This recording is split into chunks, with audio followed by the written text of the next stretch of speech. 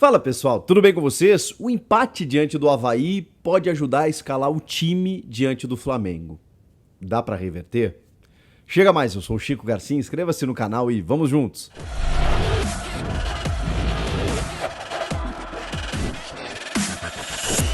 Pessoal, eu não gravei um vídeo depois do empate diante do Avaí na ressacada, tava de folga, aquela coisa toda, mas eu assisti o jogo e tô aqui falando pra você sobre o que eu vi, sobre as notícias e informações importantes que a gente pode extrair dessa partida e projetar, obviamente, o grande jogo de terça-feira diante do Flamengo no Rio de Janeiro. Vai ser difícil? Vai. Muito difícil, pelo combo que eu já falei pra vocês. É uma vantagem expressiva, é um Flamengo em ascensão, é no Maracanã, tudo tá contra, né? Mas o futebol, a gente sabe, o futebol prega algumas peças, não é a tendência, acho que a gente precisa falar sério aqui, né? Não é a tendência, a lógica é que o Flamengo confirme a classificação e digo mais, a lógica indica inclusive mais uma vitória, pelo que esse Flamengo tem jogado, pela maturidade que o time atingiu, mesmo que o Corinthians ainda seja uma equipe muito forte. O primeiro jogo foi muito abaixo, né? E obviamente você tem algumas lesões, algumas dificuldades e é difícil você combater um adversário que está tão em alta, com boas opções, com um técnico que está com a mão no time, né? Impressionante o que o Dorival está fazendo no Flamengo, diante da torcida e a vantagem que é larga, né? O Corinthians pode fazer um baita jogo, pode até vencer o jogo por 1-0, que não é o suficiente, exatamente porque perdeu por 2 na Neoquímica Arena. Mas vamos lá.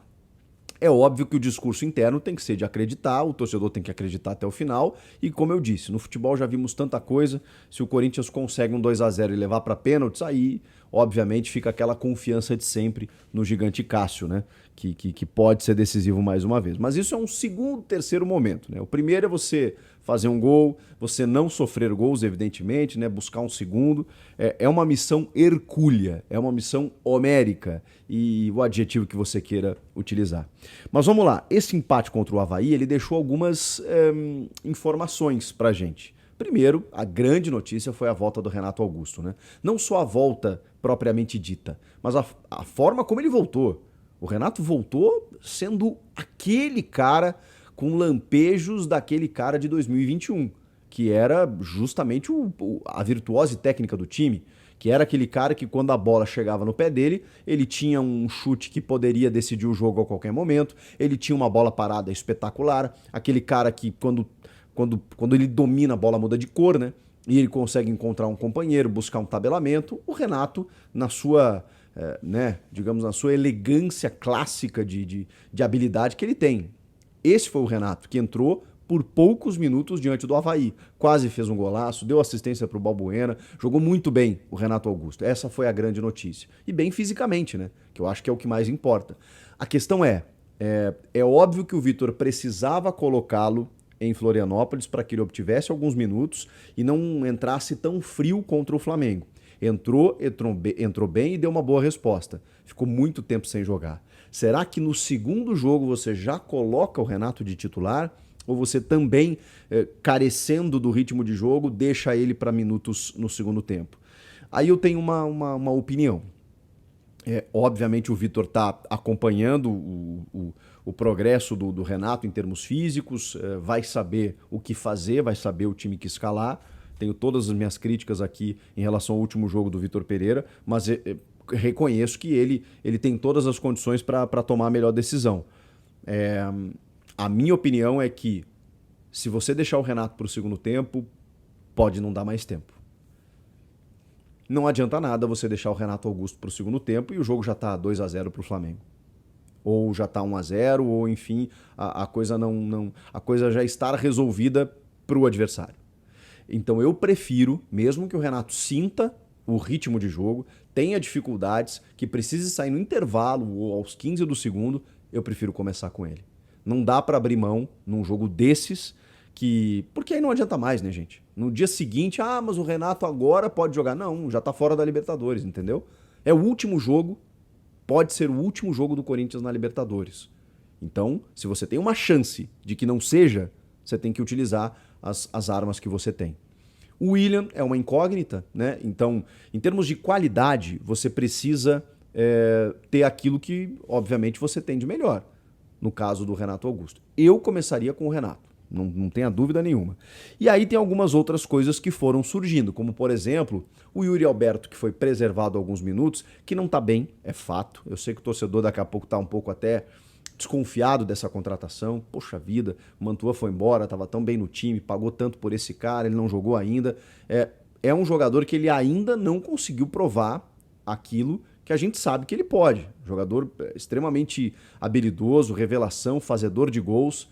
Não aconteceu ainda. E aí tem vários fatores para isso, né?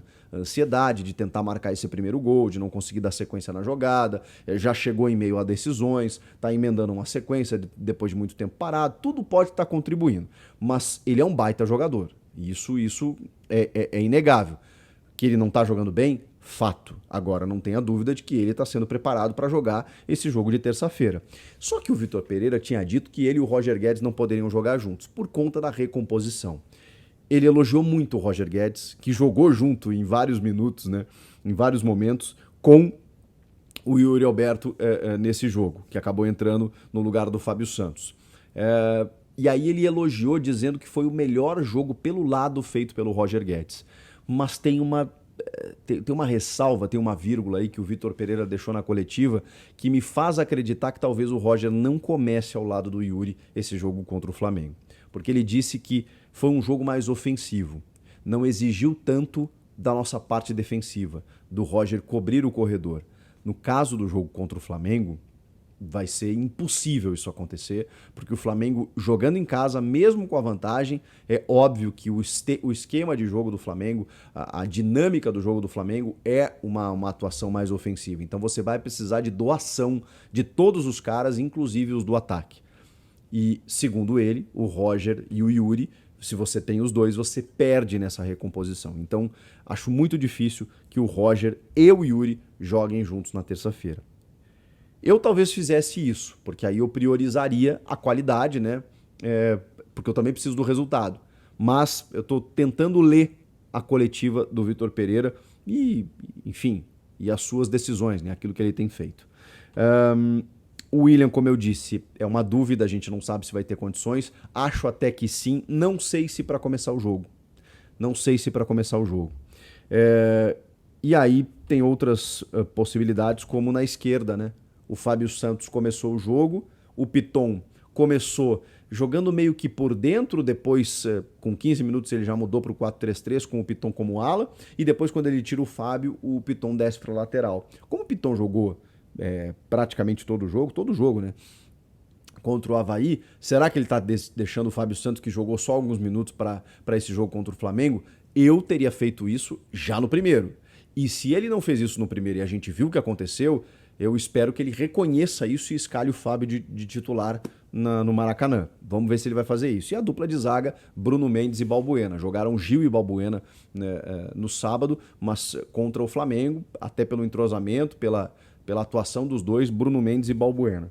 E o Fagner voltando também, né, que é um jogador que também sentiu muito, talvez esse tempo parado, essa lesão, não jogou bem essa ida contra o Flamengo. A gente espera que esse Fagner apareça, né, nesse jogo de terça no Maracanã. Então eu acho que assim, o time pode ser o Cássio, né, o Fagner, Bruno Mendes, Balbuena e Fábio Santos. Meio de campo, Cantillo, Duqueiroz e Renato Augusto. Talvez seja esse o triângulo, né, o tripé. E aí vamos pra frente, o Yuri Alberto. E aí muitas dúvidas, né? Tem o Mosquito, que acho que praticamente está se escalando, de um lado, e o William de outro. Ou William e Roger Guedes, acho que ele não vai fazer isso. William, Roger Guedes e Yuri Alberto, acho que ele não vai fazer isso. Acho que ele vai botar o Mosquito no lugar de alguém. Se o William puder jogar, ele bota no lugar do Roger. Se o William não puder jogar, ele vai ter que botar no lugar do William, o Mosquito, né? E o Watson tá machucado também. Ou ele bota o Fábio Santos e abre o Lucas Piton, né? Como ele fez nesse jogo contra o Avaí. Enfim, são possibilidades, a gente vai ter que aguardar. A missão é complicada, mas pelo menos uma boa notícia, né? O Renato Augusto, embora seja uma peça, ele é um cara que pode desequilibrar. Ele é um cara que pode resolver o teu problema. Seja num pombo sem asa do meio da rua, seja em deixar um companheiro na cara do gol, e seja até na liderança, né? Em tudo que o Renato traz de bom no dia a dia, no ambiente, por toda a carreira, pela identificação, por conhecer o Flamengo, inclusive. Ele jogou lá, né? Sabemos disso. Então, eu acho que o Renato, estando nesse jogo, dá uma fagulha de esperança. Agora, se o Corinthians vai conseguir essa virada, já não dá para saber. A gente vai saber só na terça-feira. E se conseguir, será uma das maiores da história do clube. Você está confiante? Comenta aqui, inscreva-se no canal e eu volto na próxima. Tchau!